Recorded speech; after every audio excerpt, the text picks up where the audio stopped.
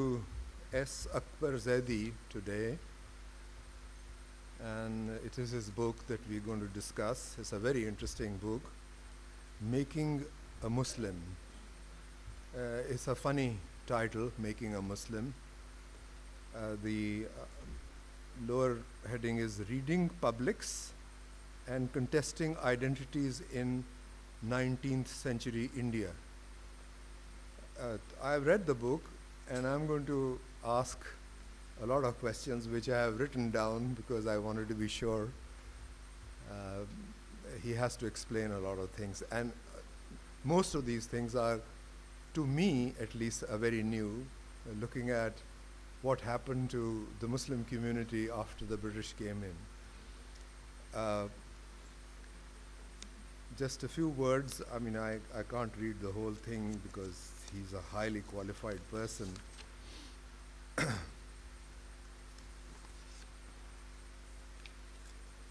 He is PhD in History, University of Cambridge, 2009.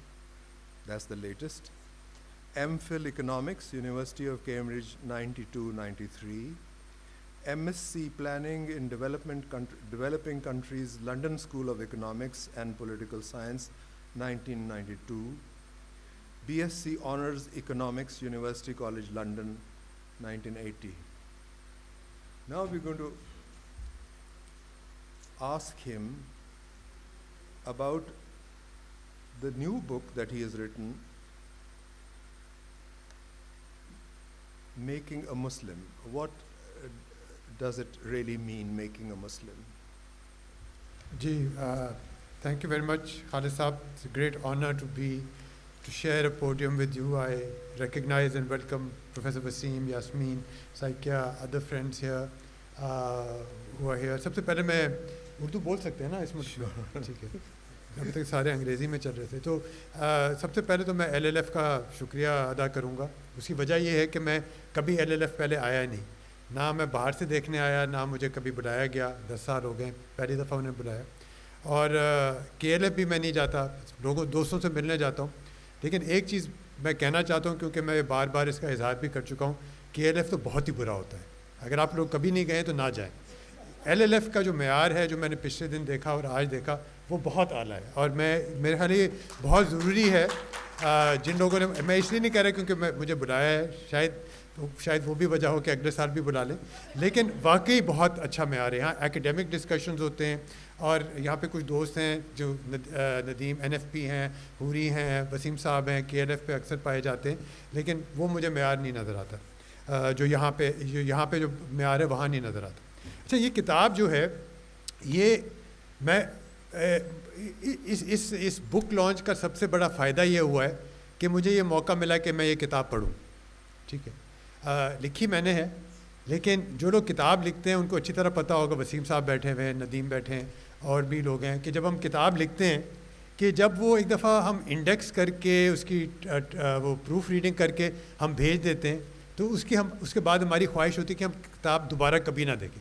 मैं अपनी किताबें दोबारा नहीं पढ़ता, मैं अपने मज़ामीन दोबारा नहीं पढ़ता. एक दफ़ा छप गए, पढ़ गए, उनकी अपनी हैसियत हो जाती, वो चले जाते हैं. तो मुझे सबसे शुक्रिया अदा करना चाहिए आपका भी, और रज़ी का भी, और LLF का भी, कि मुझे ये किताब पढ़ने का मौका मिला. काफ़ी अच्छी किताब है, मैं ये भी कहूँगा. मैं अपनी किताबों के बारे में ये नहीं कहता, और मैं उसकी वजह ये बताता हूँ कि इस किताब में मैंने जो कोशिश की है बताने की, कि बहुत सारी चीज़ें जो हमें पाकिस्तान या जो 19वीं सदी के बारे में हमें बताई गई हैं, मुसलमानों के बारे में, वो बिल्कुल गलत हैं. और ये आई स्टम्बल्ड इनटू दिस. मेरा मकसद नहीं था कि मैं ये किताब लिखूँ. अगर आपने किताब पढ़ी है, शायद किसी और ने भी, नदीम ने पढ़ी है, किसी और ने पढ़ी हो गलती से, तो उसका अगर आप दिपाचा पढ़ें तो मेरी एक personal history of how I stumbled into this book and why I ended up doing this. But once I got into this, I was intrigued by how this idea of a Muslim is portrayed in history, in the social sciences, by very, very, very prominent historians. One who was here yesterday, who can't be named, others who have written a lot on history, Francis Robinson हैं, बहुत सारे लोग हैं. और मैंने जो इसमें इस किताब की जो मैं कहूँगा ख़ास बात ये है کہ میں نے جو بر صغیر میں جو ایک علاقہ ہے جس کو ہندوستان کہتے ہیں, نارتھ انڈیا, جس کو یو پی کہتے ہیں, بہار, یو پی جس کو شامل کیا جاتا ہے, there a discursive space for those who know social science, a term that is used, a discursive space, a locational space called Hindustan. Urdu speaking world آپ کہہ لیں زیادہ سے, I think you could call it that, جہاں پہ اردو میں لکھا جاتا تھا. اب مزے کی بات یہ کہ ہمارے جو ہسٹورینز ہیں باسوائے چند, وہ اردو نہیں پڑھ پاتے, اور انہوں نے مسلمانوں پہ لمبی چوڑی کتابیں لکھ دی ہیں. ایک وہ فرانسس رابنسن صاحب ہیں, وہ سیپریٹزم کا ان کا ایک لفظ ہے, بالکل فراڈ, وہ بالکل غلط ہے. تو جب میں نے یہ پڑھنا شروع کیا کہ یہ اردو میں کیا بحث ہو رہی تھی, تو اس کا پوری اس کتاب کا جو ایک پورا ایک جو ہے ریڑھ کی ہڈی جو ہے وہ ایک طرح سے یہ ہے کہ اردو میں مسلمان ایک دوسرے سے کیا بات کر رہے تھے, کیا لکھ رہے تھے. تو اٹس اباؤٹ ریڈنگ کہ اخباروں میں کیا لکھا جا رہا تھا. میں نے کوئی 200 اخبار پڑھے ہوں گے 1860 کے, 1870 کے. مجھے بھی لگا تھا کتاب پڑھتے ہوئے لگا تھا کہ آپ نے اخبار سارے پڑھے. میں نے سب کچھ پڑھ لیا جو بھی میرے پاس ہاتھ میں آتا تھا. ایک خدا بخش لائبریری ہے پٹنہ میں, وہاں گیا, علی گڑھ لائبریری وہاں گیا, برٹش لائبریری, جہاں جہاں سے مجھے ملا تھا. اچھا, اس کا مقصد بنیادی طور پہ یہ تھا کہ سمجھوں کہ یہ جو مسلمان, اب میں ان کو قوم کا لفظ نہیں استعمال کروں گا کیونکہ قوم جو ایک نا بہت کنٹروورشل لفظ ہے, جو آپ نے بھی اس پہ اپنے اس میں لکھا ہے اپنے ریویو میں بھی. تو it's a very complicated and controversial term. تو مسلمان جو ایک کمیونٹی کا بھی لفظ مجھے ہچکچاہٹ ہوتی ہے استعمال کرتے ہوئے, لیکن یہ ایک اندازہ تھا. ایک لوگ جو ہسٹورینز ہیں, کنٹمپریری ہسٹورینز ہیں, وہ اس بات کا دعویٰ کرتے ہیں کہ ایک مسلمان قوم 1857 کے بعد ابھرنے لگتی ہے. میں اس کو کاؤنٹر کرتا ہوں, میں کہتا ہوں کوئی ایسی قوم نہیں تھی, کوئی ایسی کمیونٹی نہیں تھی. میں اسے کہتا ہوں بکھرے ہوئے لوگ تھے, بکھرے ہوئے آپ کہتے ہیں گروپس سے, جو آپ ان کو کہنا چاہتے ہیں. آپ جب بھی چاہیں مجھے روک دیجیے گا, ورنہ میں بولتا ہی چلا جاؤں. اچھا, میں ذرا روکوں اس لیے. بالکل بالکل. ایسا لگتا ہے کہ آپ کا جو سینٹرل تھیسس ہے وہ ذلت ہے. اچھا, آپ اس کی ذرا وضاحت کریں کہ یہ ذلت کیا ہے. میرے خیال سے اردو میں ذلت سے بہتر کوئی لفظ نہیں. آپ دیکھیں, ایک لفظ ہے تنزل, ایک ہے پستی, ایک ہے decline, whatever you want to call, لیکن ذلیل ہونا وہ بھی ایک ہے. لیکن آپ ذلت کی کسی سے بھی آپ اشارتاً بات کریں وہ سمجھ جائے گا آپ کیا کریں. اچھا, اس کتاب میں ایک چیز ہے کہ یہ it's not a running commentary جس کو کہتے ہیں نا, یہ ہوا یہ ہوا یہ ہوا یہ ہوا اب پھر وہ ہو گیا. یعنی محمد بن قاسم آیا, سر سید آیا اور پاکستان بن گیا, جو عام طور پہ تاریخ کی کہانی ہوتی ہے, یہ وہ نہیں ہے. معافی چاہتا ہوں. اس میں بہت سارے تھیمز ہیں, ایشوز ہیں, اور اس میں ایک ذلت ہے. اچھا, ذلت میرے لیے بہت ایک سینٹرل کانسیپٹ ہے. جب میں نے یہ اردو کی چیزیں پڑھنی شروع کی تو میں نے کہا یہ ذلت کا لفظ مجھے بہت نظر آ رہا ہے. تو اگر ہم پڑھیں جو اس پہ جن لوگوں نے کام کیا ہے اردو میں, جنہوں نے اس پہ کافی ریسرچ کیا ہے, وہ یہ کہتے ہیں 1857 کے بعد آفت آ گئی, تباہی ہوگی, ڈکلائن, ٹراما, ڈیوسٹیشن, تباہی, مسلمان قوم بالکل تباہ ہو گئی. شاید یہ ہوا ہو, لیکن میں یہ کہتا ہوں کہ اس کے بعد جب جو مسلمان تھے پڑھنے لکھنے والے, اشرافیہ کی بات ہو رہی ہے. یہ بھی دیکھیں, میں ساری زندگی پولیٹیکل اکانومسٹ رہا ہوں, پھر اب بڑھاپے میں جا کے میں نے کہا میں کچھ علم حاصل کر لوں, تو تاریخ کی طرف کچھ تھوڑا مجھے شوق ہوا. تو اب یہ ہسٹری جو میں نے پڑھنی شروع کی ہے, تو اس میں یہ میں دیکھتا ہوں کہ یہ جو اردو لکھنے والے جو اشرافیہ تھی, وہ یہ کہتی تھی کہ یہ ہم پہ جو آفت آئی ہے ہم اس کا کچھ کریں گے. تو ان کو میرا ایک تھیسس, ایک آرگیومنٹ, اس میں 4-5 central theses, if one can say there are 5 central theses, but it's got 4 or 5. So one of them is that the elite, the Muslim Urdu speaking elite realized the conditions that they were in, اور وہ ذلت کا احساس تھا, ذلت کی حالت تھی, ذلت کا مقام تھا, جس کے بعد انہوں نے کہا اب ہمیں اپنا قبلہ درست کرنا ہے. اچھا, اس سے پہلے کہ آپ دوسرا سوال پوچھیں, اس کا ہوتا کیا ہے, what is the consequence of this realization. اب پاکستان میں لوگ جو ہیں دنیا میں وہ کہتے ہیں کہ ہاں یہاں پہ بڑے فرقے ہیں, مسلک ہیں بہت سارے, ایک دیوبند ہے, بریلوی ہے, اہل حدیث ہے, اور کئی ہیں. اب مزے کی بات ہے کہ یہ ان کو 150 سال نہیں ہوئے ہوئے, اور لوگ سمجھتے ہیں کہ پتہ نہیں صدیوں سے چلے آ رہے ہیں. 1866 میں یا 1867 میں دیوبند فرقہ جسے ہم آج کہتے ہیں یا مسلک کہتے ہیں, اس کا وجود شروع ہوتا ہے. بریلوی جو ہیں یہ 1895 میں ہوتے ہیں, اہل حدیث جو ہیں 1870 1875 کے قریب. یہ بالکل یہ بچے ہیں, they are infants in terms of 1400 years of Islamic history. تو ایک میرا آرگیومنٹ اس کتاب میں یہ ہے کہ ذلت کی وجہ سے کہ ایک علی گڑھ بھی ابھر کے آتا ہے which is a non-Islamic, more of a what one would today call secular, but I don't like that word, secularist or modern Muslim modernist interpretation of how Muslims should be. تو ایک علی گڑھ اسکول ابھر کے آتا ہے, سر سید ابھر کے آتے ہیں, اور دوسرا جو ہے اس کے بعد یہ تین خاص طور پہ اور بھی ہیں جن کو پاکستان میں مسلمان نہیں کہا جا سکتا, وہ ایسے بھی گروپس ابھر کے آتے ہیں جو 1880 1890 کے بعد آتے ہیں. اور میرا دعویٰ ہے, this is a claim, it's a hypothesis, it's an assertion, and somebody can say you're talking rubbish and I'll be happy to accept that. I don't mind being proven wrong. But at the moment I'm making the claim that because this realization of zillat, this complete humiliation, utter humiliation, gave rise to a sense of اچھا اب ہمیں کیا کرنا چاہیے. اور اس کے یہاں پر یہ ہے جی پوچھیں. انہوں نے بتایا ہمیں اپنی کتاب میں کہ جب سر سید نے کہا کہ علی گڑھ میں جو لڑکے پڑھنے آئے تو جرابیں پہنے, اس کے بعد مولوی اتنے ناراض ہوئے. یہ بتائیے کہ اس ناراضگی کی وجہ کیا تھی اور سر سید کو کیسے دیکھتے تھے؟ ان کو ناراض ہونا بھی چاہیے تھا, جرابیں بالکل نہیں پہننی چاہیے. تو یہ دیکھیں, یہ صرف جراب کا مسئلہ نہیں تھا. آپ نے اپنے ریویو میں بھی ایک کوٹ بھی کیا جو میں کہہ دوں گا ادھر. یہ جو تھا نا ذلت کا اظہار, اب یہ بہت ضروری, بہت اچھا سوال کیا. ذلت کا اظہار کس طرح ہوتا تھا؟ ایک طرح تو یہ ہوتا تھا کہ انگریز جوتے پہن رہے ہیں, مسلمان جو ہے اپنا کلچر جسے کہتے ہیں, اپنی تہذیب جسے کہتے ہیں, اپنا تمدن جسے کہتے ہیں, اپنے آداب جسے کہتے ہیں, اسے چھوڑ کر یہ انگریزوں کی جو لباس اور طریقے اپنا رہے ہیں کہ یہ جو اس طرح کے کپڑے پہن رہے ہیں, اس طرح کے جوتے پہن رہے ہیں, کہ یہ گڈ مارننگ کہہ رہے ہیں. مثال ایک جگہ ذلت کا اظہار کس طرح ہوتا ہے کہ وہ کھڑے ہو کے پیشاب کرتے ہیں. یہ یعنی کہ مسلمان قوم اس سے زیادہ ذلیل نہیں ہو سکتی کہ وہ کھڑے ہو کے پیشاب کریں. یہ لٹرلی اخباروں میں لکھا جاتا تھا, یہ لکھا جاتا ہے کہ ذلت کے معنی یہ بنتے ہیں کہ یہ کیا اچھا کہ وہ اور میز پہ بیٹھ کے میز پر بیٹھ کے کھانا کھاتے ہیں. یعنی وہ کہتے تھے اگر وہ تخت پہ بھی بیٹھیں کہ وہ بھی میز کی طرح ہے. وہ کہتے ہیں مسلمانوں کو فرش پہ بیٹھنا چاہیے, ایک ہی تھالی سے کھانا چاہیے. تو یہ ایک طرح کا آپ کہتے ہیں کہ ایک روایتی انداز اور ایک ماڈرنسٹ قسم کا جو ایک طریقہ جو ہوتا ہے, تو اس میں بہت ساری چیز. کرکٹ کو وہ کہتے تھے کہ اس سے زیادہ ذلیل کیا چیز ہوتی ہے. آج کل کے دور میں تو صحیح ہے کہ اس سے زیادہ ذلیل کیا چیز ہو سکتی ہے کہ مسلمان کرکٹ کھیل رہے ہیں, اور وہ کہتے تھے کہ کیا یہ ہمیں اپنی ذلت سے نکالے گی.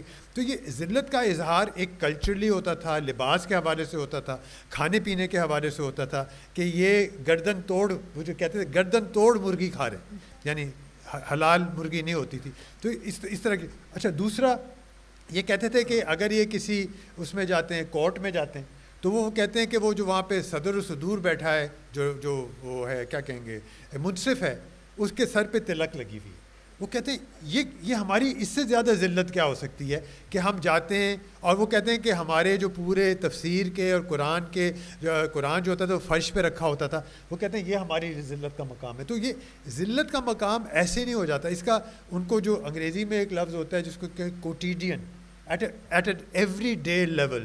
سو Muslims felt this utter humiliation at every level. So that is how they realized how they. One other point that I want to bring in, because I don't know اگر آپ لے کے آئیں گے, یہ ہمیں اکثر بتایا جاتا ہے کہ 1857 کے بعد پاکستان کا جھنڈا لڑا دیا گیا اور پاکستان آزاد بننے والا تھا. سر سید نے کہا اچھا ٹو نیشن تھیوری ہوگی, اب مسلمان اور پاکستان بن جائے گا, جناح صاحب پیدا ہو جائیں گے اور سب کچھ ٹھیک ہو جائے گا. اگر آپ یہ ان کے جو پیمفلٹس پڑھیں, اگر آپ مسلمانوں کے اپنے پیمفلٹس پڑھیں, یہ صرف مسلمانوں سے لڑتے تھے. یہ کبھی ہندو اور انگریزوں سے ان کی کوئی بحث ہی نہیں ہوتی تھی. بریلوی دیوبندیوں کو کافر کہہ رہے ہیں, دیوبندی اہل حدیث کو کافر کہہ رہے ہیں, اہل حدیث سب کو کافر کہہ رہے ہیں. تو یہ ان کا رجحان تھا. اور یہ صرف اردو میں جو اگر آپ پڑھیں حیرت انگیز حد تک, اور یہ بڑے مزے کی بات ہے کہ آج کل کسی کو آپ ایسا کہتے ہیں تو آپ اس کمرے سے آپ نہیں جا سکتے. لیکن اس دور میں, بڑی انگریزوں کے دور میں, آپ ایسی ایسی باتیں کر سکتے تھے، بحث کر سکتے تھے، آپ ان سے جو ہے تھیولوجیکل بالکل مذہبی بحث کر سکتے تھے، ان کو بہت کچھ کہہ سکتے تھے. لیکن یہ بہت اہم چیز ہے کہ مسلمان جو ہیں وہ ہندوؤں سے اور انگریزوں سے کوئی ان کا کوئی براہ راست سروکار نہیں تھا. وہ کہتے تھے ہم آپس میں لڑ رہے ہیں. اور یہ جنگ یہ بہت اہم جنگ تھی کہ دیوبندی فرقہ بڑا ہے، اہل حدیث بڑا ہے، بریلوی بڑے ہیں، یا دوسرے جن کو مسلمان نہیں کہتے آج. اچھا یہ بتائیے کہ مسلمان جب انگریز آیا تو مسلمان نے ذلت محسوس کی لیکن وہاں اور بھی قومیں تھیں، جی ہندو بھی تھے. جی کیا ہندوؤں میں ذلت محسوس کی گئی، اور اگر نہیں کی گئی تو اس کی وجہ سے ان کو اثر، ان کی معاشرت پر کیا اثر ہوا؟ ٹھیک، یہ اس کا جواب بہت سادہ ہے. دیکھیں، حکومت نام ہی کی صحیح، اور صرف نام ہی کی تھی. بہادر شاہ ظفر صاحب تھے، قید تھے، پتہ نہیں کتنے سال اس میں لال قلعے میں قید تھے. 1803 کے بعد جب انگریزوں نے دہلی پر قبضہ کر لیا، اس کے بعد مغل دور ختم ہو جاتا ہے. تو یہ اکثر پوچھا جاتا ہے کہ اور ملکوں میں یہ ہوا، زوال آیا، تنزل آیا. Decline, the decline thesis is very sort of substantive when we look at history all over the world. In China, in Europe, even in Iran, there's this very important argument of how decline takes place. اب فرق یہ ہے کہ مسلمانوں کی حکومت تھی، ٹھیک ہے، اگرچہ نام میں ہی تھی. مغل بادشاہ جو تھا، فتویٰ اس کے نام سے پڑھا جاتا تھا، سکہ اس کے نام سے وہ کیا مارا جاتا تھا، جو بھی لفظ ہوتا ہے وہ بنایا جاتا تھا. So the Mughal emperor although he was a captive of the resident of Delhi, and صرف اس کے پاس وہ دلی فورٹ آپ نے بھی دیکھی ہوئی ہوگی، اس کا وہ بالکل ایک پنجرے میں وہ بند تھا. لیکن مسلمانوں کے لیے he had symbolic capital. He, for the Muslims of South Asia, all South Asia, wherever they were, and this is besides the point that the Marathas, the Rajputs, the Awadh had emerged as an independent, beginning to emerge as an independent entity. All that had taken place. Yet Bahadur Shah Zafar, the last so-called emperor, I mean, he was not an emperor, and he had no authority even on his own household. اپنے گھر میں بھی اس کا کچھ دم نہیں ہوتا تھا. لیکن for the Muslims he was considered to be a symbol of the mighty Akbar, Babur, Humayun, Shah Jahan, Mughal empire. So یہ زوال ساری دنیا میں آتے ہیں سب جگہ. اب ہندو جو تھے یا دوسری قومیں تھے، سکھ ہو گئے، ہندو ہو گئے، جو بھی ہو گئے، they did not lose their empire. ٹھیک ہے، the Mughals lost an imagined empire, an old empire which they had, and for them that's why they felt zillat, not the Hindus felt کہ ٹھیک ہے. اور ہندوؤں میں ایک لفظ استعمال ہوتا ہے کل یوگ, which means darkness, decline. So for them that happened when the Muslims came a few thousand years ago, or even earlier, actually before that even. So for the Muslims in 1857, this transformation that takes place, this symbolic loss of authority, power, symbolism. کہتے تھے نا بادشاہ تو ہے نا، مغل بادشاہ تو ہے، ہمارا بادشاہ ہے. تو یہ ہمارا کا جو لفظ تھا 1857 اور 1858 میں جب کیسر ہند، وکٹوریہ کیسر ہند بن جاتی ہے، تو every thing changes, the laws change, the systems change. So I don't think there is any community, any religion, any sense of being which loses its sense of being once the British take over. That's why ذلت خاص طور پہ جو چوٹ پڑتی ہے وہ مسلمانوں پہ پڑتی ہے، اور وہ اشرافیہ پہ. غریب آدمی تو غریب ہے، وہ کسان ہے، چاہے ہندو ہے، چاہے انگریز ہے، چاہے اس کا بادشاہ جو بھی ہے، وہ غریب ہے. تو یہ اشرافیہ کیا ہوتا ہے، پڑھے لکھے لوگ کہتے ہیں اشرافیہ، ان میں یہ ہلچل پیدا ہوتی ہے. اچھا، جو ایجوکیشن کا بعد میں جو مسئلہ ہوا کہ سر سید احمد خان نے کہا کہ نئے علوم ہمیں حاصل کرنے چاہیے، اور انہوں نے ایک طرح سے انگریزوں کو ایکسیپٹ کر لیا، تو مسلمان تو ناراض ہو گئے. لیکن ہندوؤں میں نئے علوم کی طرف جانے کی روش بہت تیز ہو گئی. تو میں جب بڑا ہوا تو میں نے دیکھا کہ علوم کی طرف ہندو زیادہ راغب تھے، مسلمان کم راغب تھے. آج بھی اب اتنا عرصہ ہو گیا ہے، ہمارے مدارس بھی اسی طرح سے ہیں، لیکن انڈیا میں اس طرح سے اگر فرض کیجئے اب ہندوازم آ گیا ہے، تو مجھے نہیں لگتا کہ ان کے اوپر اتنا اثر ہوگا جتنا کہ ہم پر اثر ہوا. جی. آپ کا کیا خیال ہے؟ اچھا دیکھیں، اس میں جب ہم ہندو کا لفظ استعمال کرتے ہیں جیسے مسلمان کا لفظ استعمال کرتے ہیں، یہ کوئی ہوموجنس ہول نہیں ہے. تو اسی طرح اگر آپ ہندوستان کی تاریخ دیکھیں، سب سے زیادہ اور سب سے پہلے علم تعلیم، چاہے وہ مغربی علوم ہوں چاہے وہ ماڈرن علوم ہوں، جو بھی آپ کہہ رہے ہیں، وہ بنگالیوں نے حاصل کی. ٹھیک ہے، اور بنگالی ہندوؤں نے. پھر آپ دیکھیں مدراس میں کیا، اور آج آپ کو یہ نظر بھی آتا ہے کہ بنگال اور مدراس اور پھر بمبئی میں، اور جہاں پہ ہندو بھی تھے، دوسری بھی مذاہب کے لوگ تھے، سب سے پہلے انہوں نے پیش رفت کی. تو ایک جی آج ہمیں یہ دیکھنا ہوگا کہ 3 ملک ایسے ہیں جس کا قومی ترانہ ایک بنگالی نے لکھا ہے. ٹیگور نے انڈیا کا، سری لنکا کا اور بنگلہ دیش کا قومی ترانہ لکھا ہے. یہ میں بتاؤں، جیسے آپ نے کہا کہ بنگالی پہلی قوم تھی جو اس طرف گئے. اور اگر آپ کے اگر انڈین دوست ہیں اور آپ کبھی وسیم صاحب باہر یونیورسٹیز میں پڑھا چکے ہیں، اور اگر آپ جائیں آپ دیکھتے ہیں وہاں پہ جتنے انڈین ہیں وہ سب بنگالی ہوتے ہیں. ٹھیک ہے، because of the cultural traditions and because of the historical development of education. تو آپ کا جو سوال ہے، تو ایک تو دیکھیں بنگال میں پہلے انگریز بنگال میں پہلے گیا، سب سے پہلے بیٹل آف پلاسی سے بھی پہلے وہاں پہ تھے. اور جب انگریز گئے تو پھر انہوں نے اس طرح کا کہ اسکولز وغیرہ، مدرسے کہہ لیں، اسکول وغیرہ کھولنے شروع کیے. تو بنگالی ہندو تھے وہ سب سے پہلے، they were interested in that and they started writing in English and they started engaging. اور اگر آپ دیکھیں کانگریس پارٹی جو بنتی ہے 1885 میں جب بنتی ہے، اس کو جو وہ چلانے والے بھی بینرجی صاحب ہوتے ہیں، اس کے ساتھ وہ ہیوم کے ساتھ جو ہوتے ہیں وہ بینرجی ہوتے ہیں، اور وہ بھی بنگال کے ہوتے ہیں. تو آپ اور آپ دیکھیں کہ جب مسلم لیگ بھی بنتی ہے ایونچولی، تو وہاں پہ مدراس کے لوگ آتے ہیں، بامبے پریزیڈنسی کے آتے ہیں، طیب جی وغیرہ آتے ہیں، وہ اس کے پریزیڈنٹ وغیرہ کانگریس کے بنتے. تو اس میں جو ہوتا ہے نا کہ یہ مسلمان جو تھے، اس میں میرے خیال ہے 2-3 چیزیں. ایک تو جب مسلمانوں کا دور تھا تو اس وقت زبان فارسی ہوتی تھی، آفیشیل لینگویج واز فارسی. اور کائس جو تھے، کائس جس کو کاسٹ کہا جاتا ہے، یہ سارے ہندو ہوتے تھے، لیکن یہ اردو بھی سیکھتے تھے، فارسی بھی سیکھتے تھے، اس میں لکھتے بھی تھے، سارا کچھ کرتے تھے.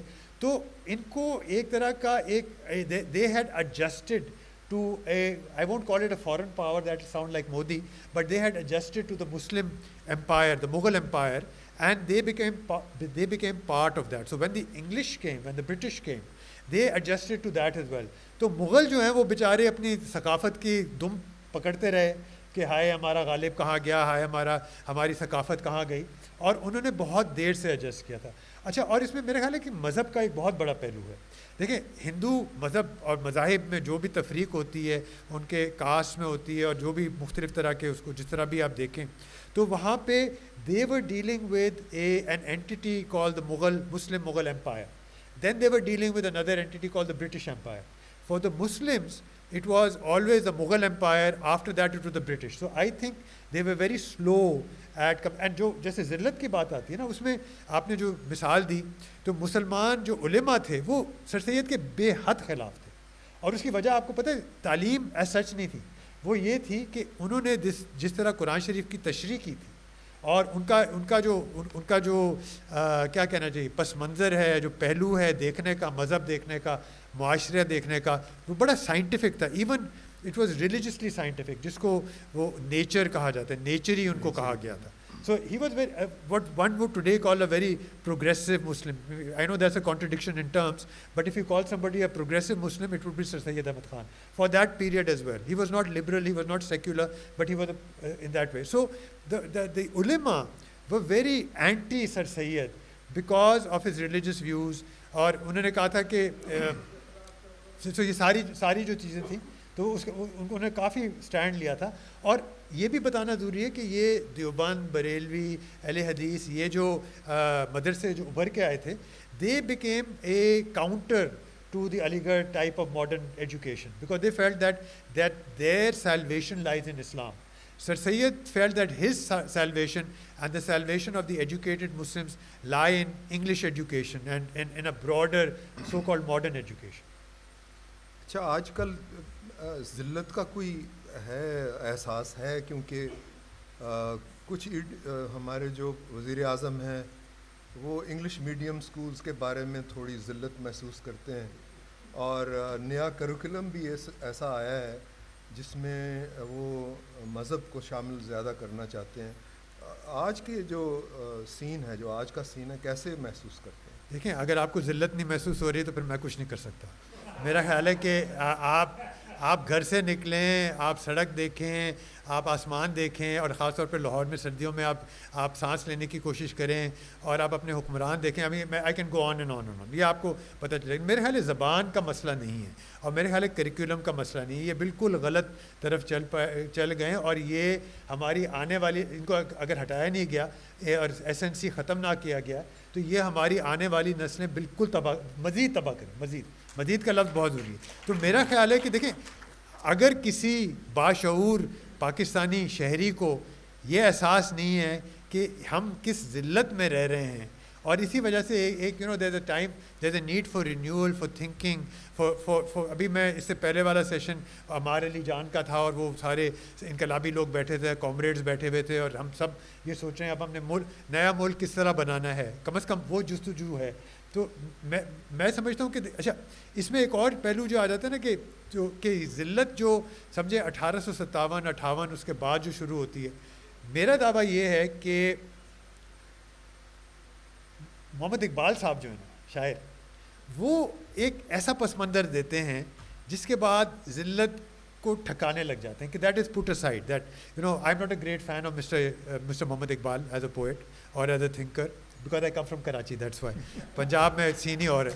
لیکن but I realize, we all realize his contribution, his ideas, his thinking, his thought. And my claim is, which I don't talk about in this book because I don't want to speculate on something in which I'll be called out by you especially, but I think Allama Iqbal gives a sense of a khudi, a Muslim nation, a Muslim identity, and that deals with this idea of ذلت. تو اگر آپ کا جو سوال ہے کہ آج میرے خیال سے تو ہم ذلت کے دور میں رہ رہے ہیں، اور پتہ نہیں کب سے رہ رہے ہیں، لیکن دوبارہ سے رہ رہے ہیں اور بار بار رہیں گے، اور ایسی ہمارا مستقبل بھی ایسا ہی ہے. لیکن اس کو ٹھیک کرنے کا بھی طریقہ ہوتا ہے. اس کا ٹھیک کرنے کا طریقہ ہوتا ہے آپ تنظیمیں بنائیں، آپ جد و جہد کریں، جس طرح کے، یا تو آپ انٹلیکچوئل کریں جیسے پڑھے لکھے لوگ کر سکتے ہیں، یا آپ اور سیاسی کارکن ہوتے ہیں وہ اپنے طور پہ کریں. تو ذلت کے دور میں تو ہم ہیں. یہ کیا وجہ ہے کہ انڈیا کے اندر مذہب واپس آ گیا ہے لیکن وہ ذلت کیوں محسوس نہیں کرتے؟ مثلاً وہ چین کے ساتھ سمجھیے انہوں نے جنگیں کی ہیں، لیکن سب سے بڑا جو ان کا تجارتی دوست ہے وہ تو چین ہی ہے. لیکن ہمارا جو لیڈر ہے وہ امریکہ سے بھی ذلت محسوس کر رہا ہے. پھر یورپین یونین بھی انہوں نے ذلت محسوس کی ہے تھوڑی سی. پھر وہ رجب اردوان کے ساتھ مل کر ایک ذلت کا ماحول پیدا کرتے ہیں. تو یہ بتائیے کہ یہ ہمارے اور ہندوؤں میں کیا فرق آ گیا؟ میں I am not an expert on either Hinduism اور mister Imran Khan.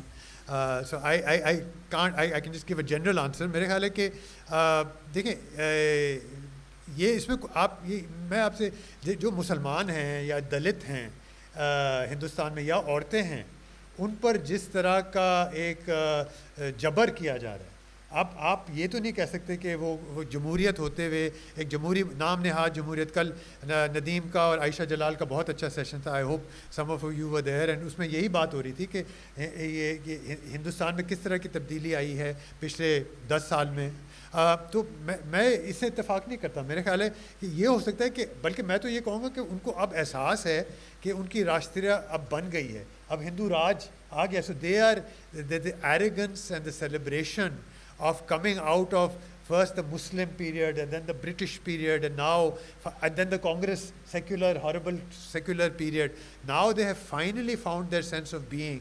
So I think they have actually overcome that this idea of ذلت کہہ لیں یا subservience کہہ لیں. اور چین کے ساتھ تو ساری دنیا اس کو چاہے جو کچھ بھی کہے، چین کے بغیر تو دنیا آپ زندہ نہیں رہ سکتے. تو میرا خیال ہے کہ it's an accommodation that they've had. اور ضرور ذلت ہے. اگر آپ مسلمان اپنے آپ کو کہتے ہیں ہندوستان میں، اور اگر آپ میں ہمت ہے اتنی، اگر آپ دلت ہیں اور اگر آپ عورت ہیں، تو اس میں کوئی شک نہیں کہ آپ کہہ نہیں سکتے. اور اس کا احساس ذلت کا یہی ہوتا ہے کہ آپ کو احساس ہوتا ہے کہ آپ کے ساتھ کیا ہو رہا ہے، اور لیکن آپ اس کا کچھ کر نہیں پاتے.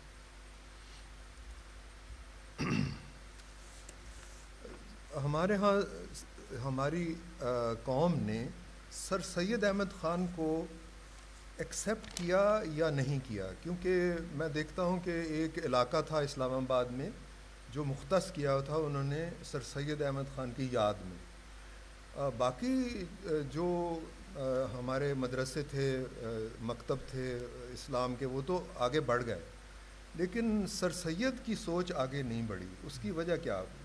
دیکھیں، اگر آپ کراچی آئیں تو آپ کو ملک فرق طرح سے نظر آئے گا. یہاں پہ علامہ اقبال نظر آتے ہیں، وہاں سر سید نظر آتے ہیں. بلکہ آپ دیکھیں وہاں پہ میں نے یاسمین سائیکیا کی کتاب پر ایک ریویو بھی کیا تھا، اور میں شروع اس طرح کرتا ہوں. میں کراچی یونیورسٹی میں پڑھاتا ہوں، IBA میں پڑھاتا ہوں. تو جب میں اپنے گھر سے جاتا ہوں مین یونیورسٹی روڈ پہ، تو پہلے میں دیکھتا ہوں ایک علی گڑھ انسٹیٹیوٹ آف ٹیکنالوجی آتا ہے، اگلی بلڈنگ آتی ہے سر سید یونیورسٹی آتی ہے، اگلا آتا ہے Aligarh old boys campus for new students. تو یہ دیکھیں سر سید کیونکہ وہ اردو بولنے والے تھے، میرے خیال سے ان کو جو آپ بات کریں چاہے وہ اسلام آباد ہو یا خاص طور پہ پنجاب ہو، جب علامہ اقبال کے سامنے سر سید کو آپ وہ برابر کے نہیں ہیں. They are two different competing identities and identities in a very very broad sense. آپ کو علامہ اقبال ٹاؤن مل جائے گا، سر سید ٹاؤن نہیں ملے گا. پتہ نہیں ہے کہ نہیں ہے، لیکن آپ کو کراچی میں علامہ اقبال ٹاؤن شاید نہ ملے، سر سید ٹاؤن آپ کو مل جائیں گے. تو یہ آپ جو بات کریں نا، میرے خیال ہے کہ سر سید، خیر I am very critical of sir Syed. I don't think that he was, I think he's a very complex person and very, very controversial person, and unfortunately in Pakistan, we consider him to be a savior. I don't. I think کہ انہوں نے انگریزوں کی دم کے پیچھے ہمیں لگا دیا تھا، اور میں سمجھتا ہوں انہوں نے بہت نقصان پہنچایا. آپ دس از کاؤنٹر فیکچوئل، آپ کہہ سکتے ہیں کہ ان کی وجہ سے پاکستان بن گیا. I don't know if that's a good thing, but یہ آپ کہہ سکتے ہیں کہ ان کی وجہ سے، علی گڑھ کی وجہ سے پاکستان بن گیا، ہو گیا. لیکن میرے خیال سے اگر آپ دیکھیں علی گڑھ میں بھی، وہاں پہ آپ غالب نہیں ڈسکس کر سکتے تھے. آپ مسلمانوں کی اردو بولنے والی، یہ اس وقت کی بات کر رہا ہوں 19ویں صدی میں، 20ویں صدی کی بات نہیں. اس وقت آپ اردو شاعری پہ بات نہیں کر سکتے تھے. آپ جان کیٹس کو پڑھتے، آپ ورڈزورتھ کو پڑھتے، آپ کا وہ جو یونین کلب ہوتا تھا، ڈبیٹنگ کلب ہوتا تھا، انگریزی میں پڑھے جاتے تھے. آپ کرکٹ کھیلتے تھے، جو آپ اپنی تہذیب سے الگ ہو گئے تھے. اور یہ ڈیوڈ لیلیولڈ ہیں، بہت زبردست اسکالر ہیں، انہوں نے ایک کتاب لکھی ہے اور وہ سب کو پڑھنی چاہیے. وہ علی گڑھ کی فرسٹ جنریشن پہ ہے. وہ یہ بتاتے ہیں کہ علی گڑھ کا مقصد نوکری تھا، علم نہیں تھا. یعنی یہ بہت اہم بات ہے. ہم سر سید کو بہت بڑا ایجوکیشنسٹ سمجھتے ہیں. I think that's bullshit, that's absolutely wrong. He provided jobs and education of a very particular kind to an elite of North India and elsewhere, and who later became whatever they became, and they were very active in the Congress and the Muslim League and henceforth. But what the nature of education ہے نا، جو آپ نے بھی بات کی تھی جو مغربی علوم کی اور اس کی، ان کی ضرورت تھی. لیکن یہ بالکل غلط بات ہے کہ انہوں نے ایسی بنیادی تعلیم دی تھی. میرے خیال ہے کہ بلکہ it's very strange that I would say مدرسوں میں آپ کو بہت فرق طرح کی تعلیم مل رہی تھی، جس کی خاص نوعیت ہوتی تھی، جو ایک اپنے معاشرے میں اپنے لوکیل سے جس کا رشتہ بنتا تھا. اب میں یہ نہیں کہہ رہا سب جگہ مدرسے بننے چاہیے، لیکن میں 19ویں صدی کی بات کر رہا ہوں. تو سر سید کو ہم بہت we revere him, and I think he has a huge contribution. But I think as scholars, as academics, some of them who are in this room, we need to be very critical. We are afraid to criticise him, as I think a lot of people are very afraid to criticise Allama Iqbal. And I think we need that very active engagement with these great thinkers of the 19th and 20th century.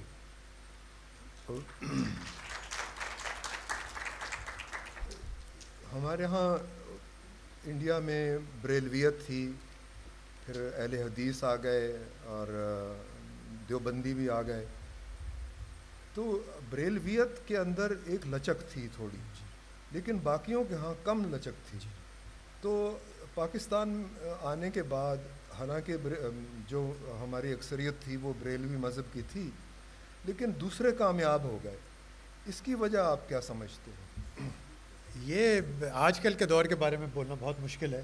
میرا خیال ہے کہ کل بلکہ ندیم اور عائشہ کا جو exchange ہوا تھا، اس میں یہی سوال آیا تھا. آپ پتہ نہیں تھے ادھر یا نہیں، لیکن اس میں یہی بات ہوئی تھی. جیسے یہ ایک سمجھا جاتا تھا کہ جو بریلوی اسکول آف تھاٹ ہے یا مسلک ہے، جو آپ فرقہ جو نام دینا چاہتے ہیں، کہ بہت اس میں لچک تھی جیسے آپ کہہ رہے ہیں. پھر جو آرگیومنٹ کل بھی جو پیش کیا، and I think they are better scholars to talk about this. I don't talk about contemporary issues, certainly not in this book. But I think उसकी ये वजह हो जाती है कि वो political बन जाता है. I mean, like one of the key discussions that we keep having is that religion is in every country, whether it's Modi, whether it's France, secular so-called, whether it's Erdogan, जिसका आपने नाम लिया, or whether it's Pakistan. Religion is politics. And politics is religion now. I mean, जैसे आपने इमरान खान का जिक्र किया कि वो क्या क्या कह रहे हैं, तो ये आपको सब जगह नज़र आएगा. तो मेरा ख्याल है कि अब competing politics होगी, not competing religions. और मैं IBA में पढ़ाता हूँ, मेरे 150 बच्चे होते हैं. मैं एक अजीब व गरीब कोर्स पढ़ाता हूँ जिसका नाम है पाकिस्तान हिस्ट्री. पता नहीं उसको क्यों कहते हैं, लेकिन वो पाकिस्तान हिस्ट्री वो इसलिए पढ़ाया जाता है कि ज़ियाउल हक ने कहा था कि आपको पढ़ाना है, तो हम अभी तक पढ़ाते आ रहे हैं. तो मैं पूछता हूँ कि अच्छा आप बताएं, 150 बच्चे बैठे हैं, आपको पता है कि आप बरेलवी हैं, देवबंदी हैं, अहले हदीस हैं. 3 लोग कहते हैं सर शायद हमें पता है. तो ये जो तफरीक होती है ये बहुत कम लोगों को पता होती है. कि शिया सुन्नी में तो पता होता है, उसके अलावा भी कुछ 2-3 और इस तरह के फ़िरके हैं उनको शायद पता हो, but beyond that people don't know. So I think, and of course the IBA is not representative of Pakistan, I'm the first to say this, but I think कि how मेरे लिए इस किताब में एक बहुत दिलचस्प पहलू ये था, मैं ये समझना चाहता था कि आपके सवाल फ़र्क जवाब देता हूँ कि कोई शख्स या कोई ख़ानदान ये कैसे फ़ैसला करता है कि मैं बरेलवी में देवबंद. मुझे नहीं समझ आता, आज तक नहीं समझ आता कि ये जब उस वक्त ख़ास तौर पे 19वीं सदी में जब इसका इर्तिका हो रहा था, जब ये नई नई चीज़ें हो रही थी कि who defines who they are, how do you decide I am going to be a Barelvi today and Deobandi tomorrow? How does that, I can't figure that out, and I've looked at a lot of that literature and in the 19th century, and I failed to realize that. But I think coming back to your question, I find that that Islam or religion, I won't even call it Islam, I'll call it religion, because that's a broader, that's a more academic category. Islam is more complicated, that's also an academic category, has become highly politicized after the murder of Salman Taseer. And that gives rise to a very different political moment in our history. You've got Ziaul Haq and Saudi Wahhabism, which we don't talk about much, Wahhabism, then you've got Deobandism, and then you've got this, then you've got the president. So, the Taliban. अब अक्सर लोग कहते हैं कि तालिबान देवबंदी है, मैं उससे बिल्कुल एग्री नहीं करता. तालिबान है, ठीक है, वो ना देवबंदी है, ना बरेलवी है, ना वहाबी है, ना अहले हदीस. उनकी शक्ल ही कुछ और है, क्योंकि जिस मिट्टी में ये इस्लाम जाता है, और हर जगह आप देखें, इंडोनेशियन इस्लाम देख लें, आप इजिप्शियन इस्लाम देखें, आप बांग्लादेशी इस्लाम देखें, आप कह नहीं सकते, आप कह सकते हैं हाँ नमाज तो पढ़ते हैं, हज के लिए भी जाते हैं, रोज़े भी शायद रख लें, लेकिन ये बड़ा फ़र्क है. तो इसी तरह से एक ही ख़त्े में, इवन यूपी में या पाकिस्तान में या इस ख़त्े में अगर आप देखें तो जो मुझे लगता है कि उसकी जो लोकल जो ख़ास तौर पे उसकी जो मादियत है, the material aspect of that locality, that gives rise to different reflections of what we call Islam or religion. So, whether it's Barelvism or Deobandism or anything else, these have all become highly politicized, and they've got political agendas now, perhaps less of what we would call theocratic agendas. आखिरी सवाल उसके बाद हाज़रीन आपसे पूछेंगे. आपने इसका नाम रखा है मेकिंग अ मुस्लिम, तो हमने किस किस्म का मुसलमान बनाया है? हमने एक सीक्रेट जहाद भी किया, उसमें ख़ास तरह के लोगों को इस्तेमाल किया, फिर ऐसा हुआ कि वो लोग जो है रियासत के लिए ख़तरा बन गए. तो ये जो हमने मुसलमान बनाया है, ये अपनी रियासत के लिए ख़तरा क्यों बनता जा रहा है? ये देखें, अच्छा, इसमें एक किताब में ये भी पहलू है कि मुसलमान अंग्रेज़ों ने बनाया है. ये भी बड़ी अजीब बात है. जो लोग कह रहे हैं कि ये क्या बात कर रहे हैं, असल में ये कैटेगरी जो थी ना मुस्लिम, it is actually created by the British. It is created, as Nadeem said yesterday, by the census.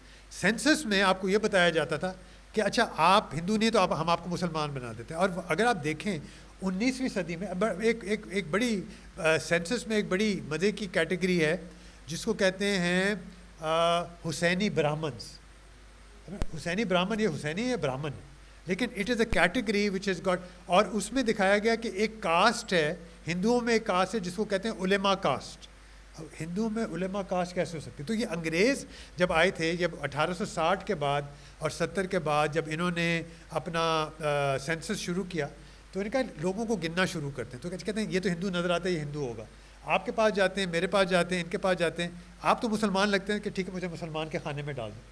تو یہ جو دی آئیڈینٹی جو ہوتی ہے نا مسلمان, اس کا مقصد ہی یہ making a Muslim. Who makes a Muslim. اور بڑے مزے کی بات ہے, مسلمان جو ہیں وہ اپنے آپ کو فرد طرح سے مسلمان سمجھتے تھے, انگریز اپنے آپ کو فرد طرح سے مسلمان سمجھتے تھے, تو بناتے تھے.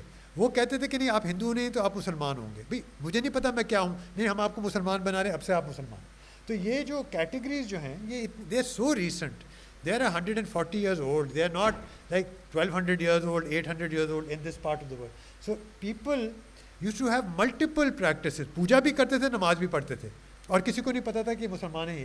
اور خاص طور پہ اگر آپ دیکھیں بنگال میں یہ فرائضی موومنٹ جو چلی تھی فرض کے حوالے سے, یہ سارا کچھ جو تھا وہ اسی بات پہ بات ہوتی تھی کہ یہ جو پریکٹسز ہیں مسلمانوں کی, اس میں اتنا ہندوازم آ گیا ہے, بالی ووڈ آ گیا آج کے دور میں. دیکھیں کہ یہ ہندو ہے مسلمان ہے فرق نہیں کرتا. تو یہ میں تو بلکہ اس کیٹیگری کو ہی دیکھتا ہوں کہ مسلمان کون ہے, کس طرح بنتا ہے. آج کل کے دور کے بارے میں بات نہیں کر سکتا, کہ میں نے صرف تاریخی حوالے سے دیکھا ہے کہ this category of how a Muslim is constructed, academics میں ایک لفظ بہت استعمال ہوتا ہے, how you construct identities. So the Muslim is an identity which is constructed. That does not mean it takes away your right or your sense of being a Muslim. You can claim whatever you want to be, but there is a sociological power dynamics under colonial rule which constructs identities. Also the Hindus, یہ cost کا جو concept ہے یہ بھی انگریزوں نے بنایا ہے. وہ کہتے ہیں اچھا تم یہ کام کرتے تمہاری کاسٹ یہ ہوگی, اچھا تم کھیتی باڑی کرتے تمہاری کاسٹ یہ ہوگی, جبکہ ان میں اس طرح کی تفریق آپ اچھی طرح جانتے ہیں, ان میں اس طرح کی تفریق نہیں تھی. So the construction of caste, the construction of religion is very fundamental. It's a very modernist colonial project. And if we understand that, maybe we can answer your question. اب سوالات ہوں گے.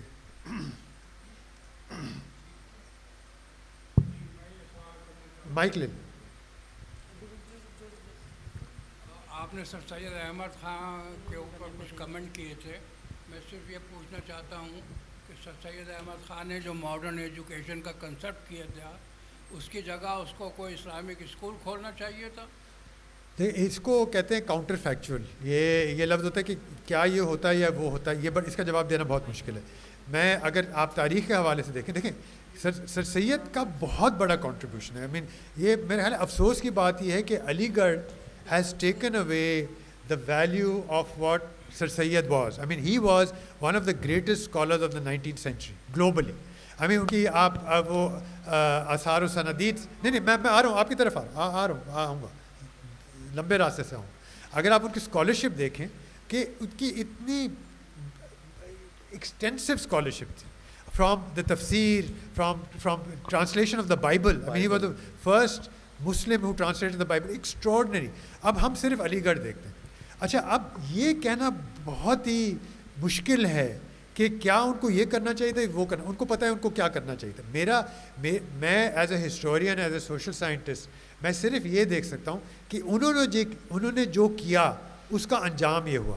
اب آپ کا سوال اس کا جواب نہیں دیا جا سکتا, اگر وہ یہ کرتے تھے یا وہ کرتے, یہ ناممکن ہے. لیکن میں تنقید ضرور کروں گا. میرے خیال سے اگر ہم ان کا کریکولم دیکھیں, اگر ہم ان کو سمجھنے کی کوشش کریں, اگر ہم دیکھیں کہ وہ علی گڑھ کا جو پہلا جنریشن تھا کہ وہ کس طرح کے لوگ نکلے تھے, اس میں سے آپ کو کوئی عالم نہیں نظر آئے گا ماں سوائے چند. آپ کو دیوبند سے کئی علماء نظر, علماء علم والے, ناٹ جسٹ ریلیجس اسکالرس, لیکن آپ کو علی گڑھ, وہ ایک علی گڑھ کالج کی یہاں بیٹھی ہوئی ہیں, علی گڑھ یونیورسٹی کی بیٹھی ہوئی ہیں, لیکن اگر آپ دیکھیں تو آپ کو اس طرح کے علی گڑھ کے you don't get scholarship from Aligarh come, you get bureaucrats. And you could say that was his project. He felt, Sir Sayyid, if you look at his writings, and I've looked at them very extensively, that he felt that for the Muslim قوم to progress, you have to, آپ کو انگریزوں کے ساتھ نتھی کرنا پڑے گا. انگریزوں کے بغیر, وہ کہتے تھے آپ انگریزوں کے خلاف نہیں لڑ سکتے. میں سمجھتا ہوں کہ آج کل کے دور میں one can have a different perspective, and I think one of the problems of looking at Sir Sayyid is that we don't examine it in what آج کل کی ہسٹری میں ایک بہت ماڈرن سا لفظ ہے decolonization. There's a thought process where you question what happened in history. So Sir Sayyid was creating babus, and he created very good babus. And of the Muslims, اور آپ کو پتہ ہے کہ پہلے چند سالوں میں ہندو زیادہ علی گڑھ کالج سے نکل کے آئے تھے. There were more Hindus in Aligarh College than there were Muslims. That's also something that people don't know. But eventually it became a Muslim college. So that's how you could say that, Aligarh movement and all that started, and the Muslim League and all that. So we can only look at what happened. So what could have happened is something that is fiction. Sir, with all due respect to your age and your status as a teacher in Karachi, I have been reading you as an economist from 1981. So, and I have been teaching your book called Issues in Pakistan's Economy to the young boys who want to appear in the civil service exams.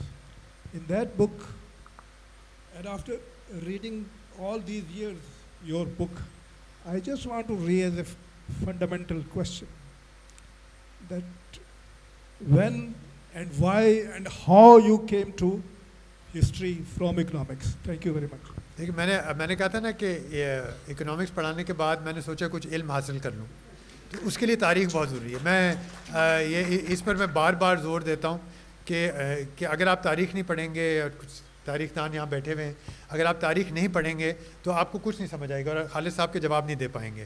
तो political economy आपको हर जगह economist मिल जाएगा. पाकिस्तान में 4 या 5 या 7 historian हैं. मैं अपने आप को हिस्टोरियन नहीं कहता, मैं वादे कर दूं, मेरे पास PhD हिस्ट्री में है, मैंने किताब भी लिख दी, मैं हिस्टोरियन नहीं हूँ. ये मैंने किताब लिखना आसान होता है, हिस्टोरियन बनना बहुत मुश्किल होता है, उसके लिए 4 सदियाँ चाहिए होती, फिर आप जाके ये क्लेम कर सकते हैं. लेकिन ये मुझे दिलचस्पी हो गई थी और मैंने दिबाचे में भी लिखा है कि मैं बिखरता कहीं एक जगह गया, मुझे ये नज़र आया, मैंने कहा अच्छा चले मुझे I wanted to understand a few things and I stumbled on a lot of things. कि होता है ना कि इधर से गया उधर गया, मैंने कहा अच्छा ये बड़ी इंटरेस्टिंग चीज़ है. और अब मैं कहता हूँ कि अब मुझे वाकई थोड़ा सा इल्म मिला है बहुत सालों के बाद. Thank you, sir, for such a thought-provoking session. So religion has been used as a political weapon, not just now, even agar hum history dekhein, to even after the demise of Holy Prophet, it was the political movement that sort of divided us. When we look at the history of subcontinent, again, it is said that Pakistan was being made, Aligarh ki kuch london ki shararat thi. My question is, do you really think there will come a time when we will stop politicizing religion, and on the basis of this we will stop treating कि ये superior है, ये inferior है, हम लोग इंसान को इंसान समझते हुए मोहब्बत और इज़्ज़त देंगे, not on the कि उनका belief क्या है या उनकी blood line क्या है? Of course not. मेरा तो ख्याल है ये भी और बढ़ेगा.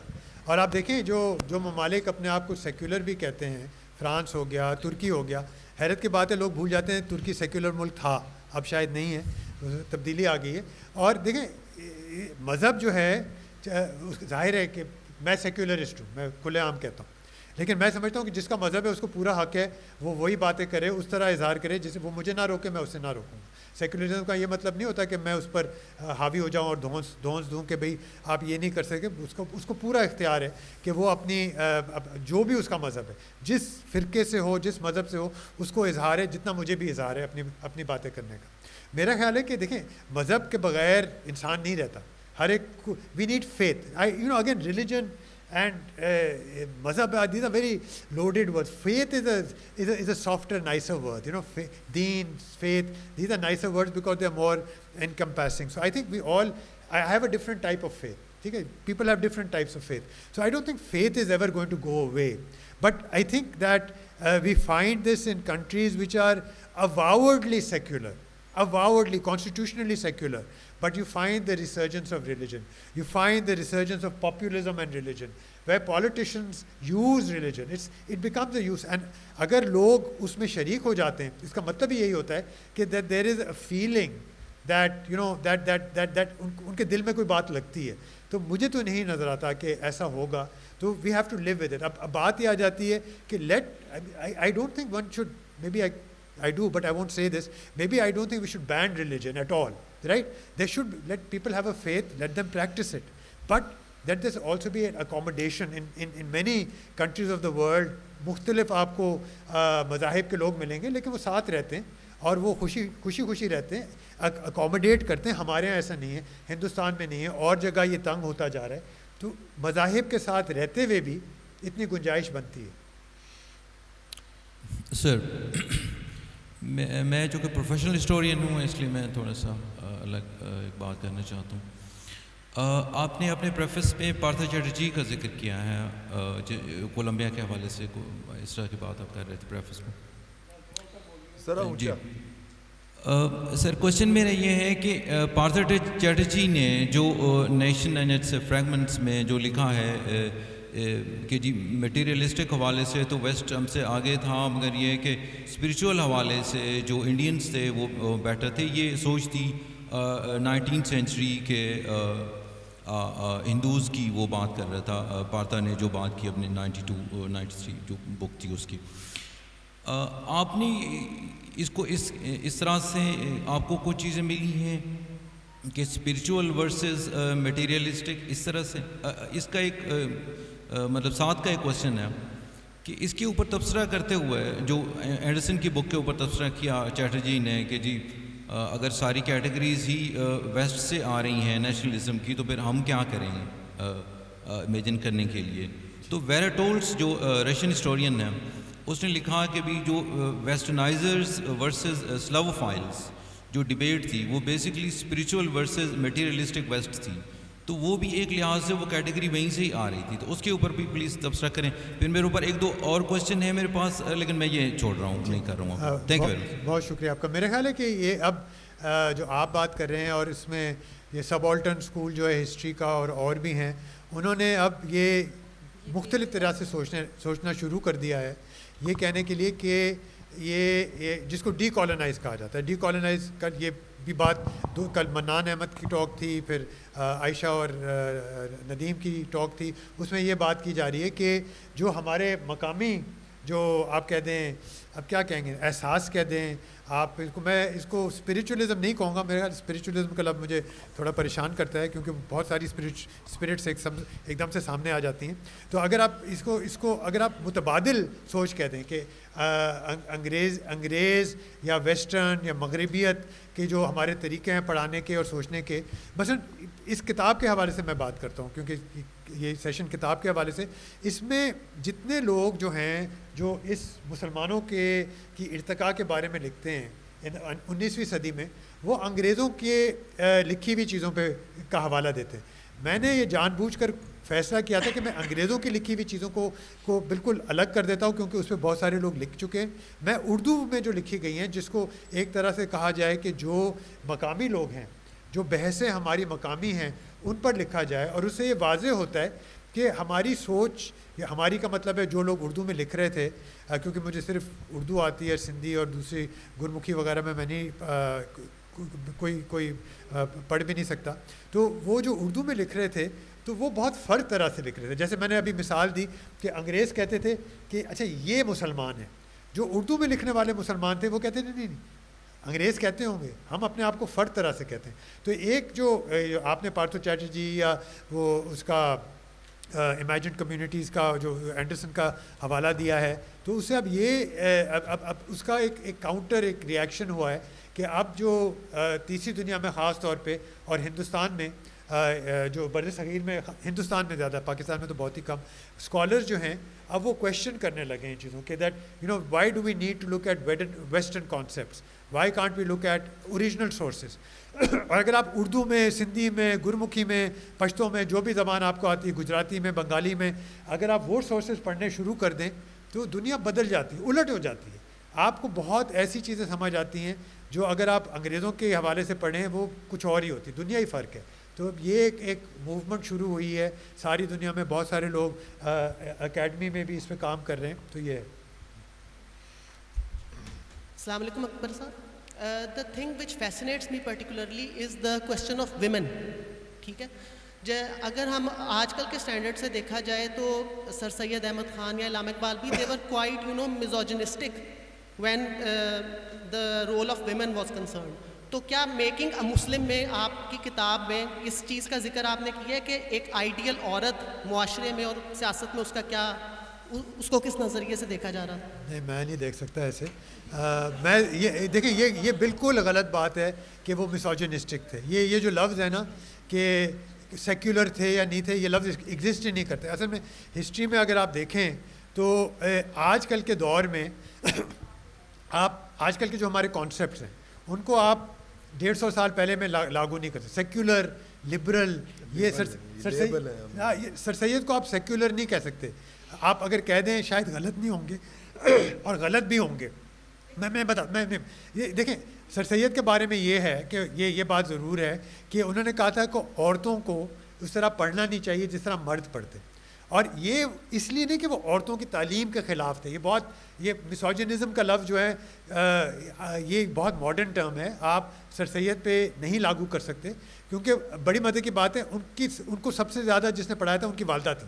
ٹھیک ہے, ان کو عربی ان کی والدہ نے پڑھایا تھا. ان کا کئی سال تک وہ اپنی والدہ کی گود میں لٹرلی وہ پڑھتے رہے. وہ اپنے ننیال میں رہتے تھے اور وہ پڑھتے ہیں ان کی والدہ. اور یہ ہمیں بہت جگہ نظر آتا ہے کہ بڑے بڑے جو اسکالرس تھے ان کی والدہ نے ان کو پڑھایا تھا. تو یہ وہ اتنی تو ان کا جو آرگیومنٹ تھا وہ ان کا آرگیومنٹ تھا جسے آپ ایکسیپٹ نہ کریں. آج کل کے دور میں تو کوئی بھی نہیں کرے گا.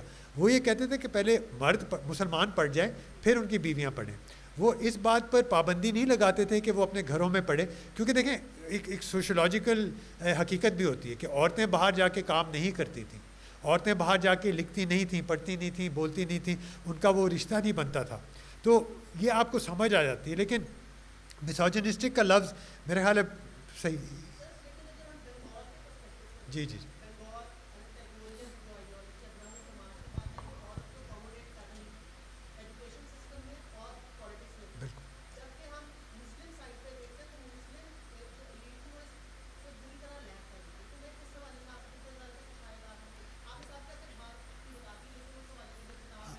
جی میرے خیال ہے جیسے خالد صاحب نے بھی پوچھا مسلمان تعلیم کے بارے میں اور ان چیزوں کے بارے میں ذرا پیچھے تھے. میرے خیال ہے کہ جو 18 دیکھیں اس کی وجہ جیسے میں نے بتائی کہ اگر ہندو کہہ دیں یا برہمو سماج کہہ دیں یا آریہ سماج کہہ دیں یا جو بھی اس طرح کے گروپس ابھر کے آئے تھے وہ پہلے مسلمانوں کے دور میں وہ دے ہیڈ ایڈجسٹڈ اور انگریز آگے ان کا دوبارہ ایڈجسٹ ہو جاتے ہیں. مسلمانوں کے لیے یہ بڑا مشکل ہو گیا کہ بھئی وہ اب کس طرح کریں. وہ آئی تھنک وہ سنبھلے نہیں. اور جہاں آپ نے جو سوال پوچھا تھا سر سید کا اس میں بہت بڑا کنٹریبیوشن تھا کہ انہوں نے ایک طرح کا سنبھالا دیا. دیوبند نے بھی دیا, بریلویوں نے, احمد رضا بریلوی نے بھی دیا, اور لوگوں نے بھی دیا, ایک سنبھالا دیا. تو عورتیں مرد بھی بہت پیچھے تھے. اگر آپ دیکھیں کہ نہ صرف عورتیں, مرد, مسلمان مرد تعلیم کے حوالے سے بہت پیچھے تھے. تعداد کے لحاظ سے بہت پیچھے تھے. تو یہ دونوں پہ لاگو ہوتا ہے. السلام علیکم. پیچھے ادھر پیچھے نظر نہیں آ رہی لیکن بولیے. جی آپ نے کہا تھا کہ اگر آج کی صورتحال سمجھنا ہے تو تاریخ کو بھی سمجھنے کی ضرورت ہوگی. تو آج کی صورتحال میں کچھ جو آپ سے سمجھنا چاہوں گی وہ یہ ہے کہ بہت خوف ہے مذہب کو لے کے, اپنے آپ کو ثابت کرنا پاکستان میں ایٹ لیسٹ کہ میں مسلمان ہوں, اس چیز کو لے کے بہت خوف ہے. اور کافی پیئر پریشر سے بھی یو بیکم اے مسلم اور you are made a Muslim due to peer pressure اور دا فیئر اراؤنڈ یو. میرے ارد گرد بھی ایسے ہوتا ہے کہ اگر ہم کوئی ڈسکشن کر رہے ہیں کسی بھی چیز کو لے کے, رینڈم زندگی کسی چیز کو لے کے, تو اگر اگلے نے اوپر سے آنا ہے نا کہ نہیں میری بات ہی سنو, میری بات ہی سمجھو, وہ مذہب کا حوالہ دیتا ہے, سیرت النبی کا حوالہ دیتا ہے, قرآن کی پتہ نہیں اصلی آیات ہوتی ہیں کہ نہیں, مجھے قرآن کی مجھے ایکسپرٹیز نہیں ہے قرآن پہ. تو میں نے آپ سے یہ پوچھنا ہے جو خوف ہے اس چیز کو لے کے کہ ہاں میں مسلمان ہوں اور تمہیں مجھے اس طرح سمجھانے کی ضرورت نہیں ہے, یہ کہاں سے آیا؟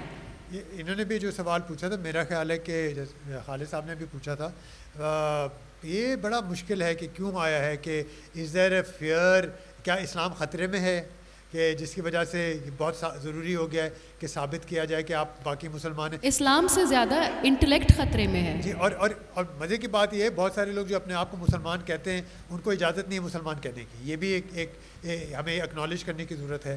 تو یہ اس کا جواب بڑا مشکل ہے کہ کیا یہ ہماری جو نظریں تنگ کیوں ہوتی جا رہی ہے, ہماری سوچ کیوں تنگ ہوتی جا رہی ہے کہ آپ کو سرٹیفکیٹ دینا پڑے گا. اور مسئلہ یہ آ جاتا ہے کہ آپ ان کا سرٹیفکیٹ دیتے ہیں لیکن ان کے سرٹیفکیٹ پہ آپ فیل ہو جاتے ہیں, تو پھر آپ کون سا سرٹیفکیٹ لیں گے؟ تو میرے خیال ہے نہ ہی دے دو بہتر.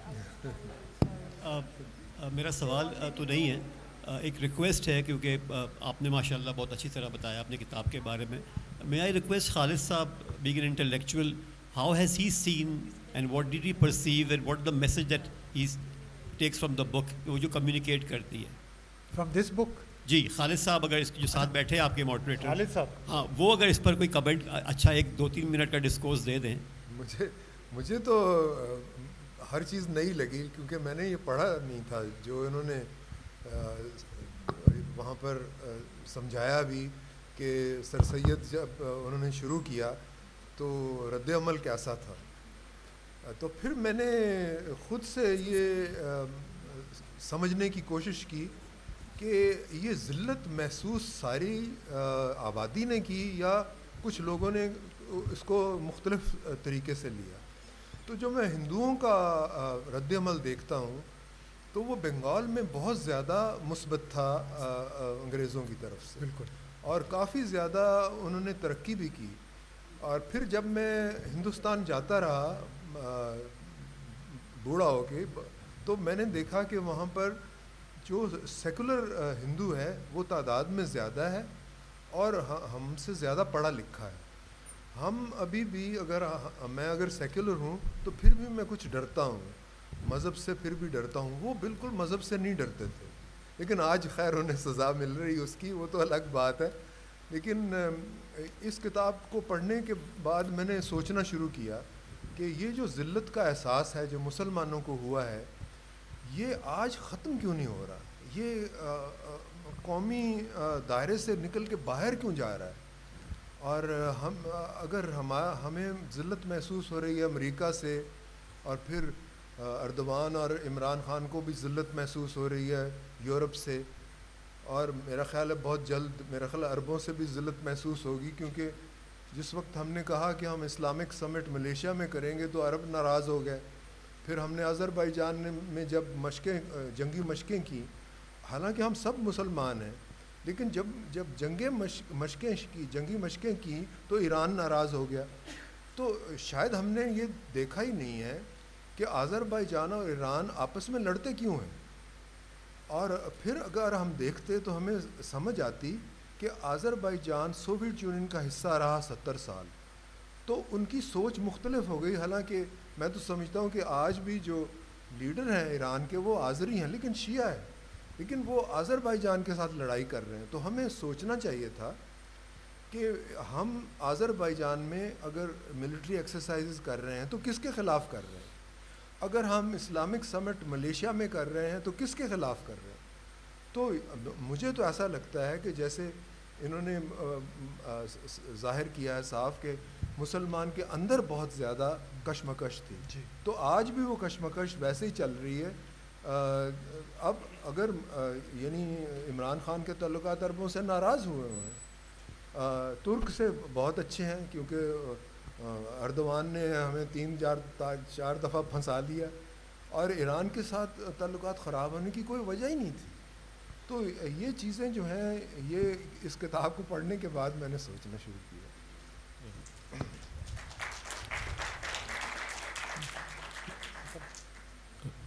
Sir, in my opinion, do you think that the plurality of sects has also prevented Pakistan from turning into a theocracy like Iran and Saudi Arabia? And can you shed some light on the recent phenomena of born-again Muslims, particularly in the wake of 9/11? I think we are a theocracy. I don't know why. I think we are increasingly becoming one. So whether we have sects or not, I don't think it has stopped us. And that's the Riyasat-e-Madina plan. Let's see how long that continues. But I don't know about born again Muslims. Please. Thank you very much. Thank you. Harisa, bahut shukriya. Thank you. Actually, I'm so sorry that we cannot take any more questions. We're out of time. If you want to ask, you can go up to him personally. Thank you.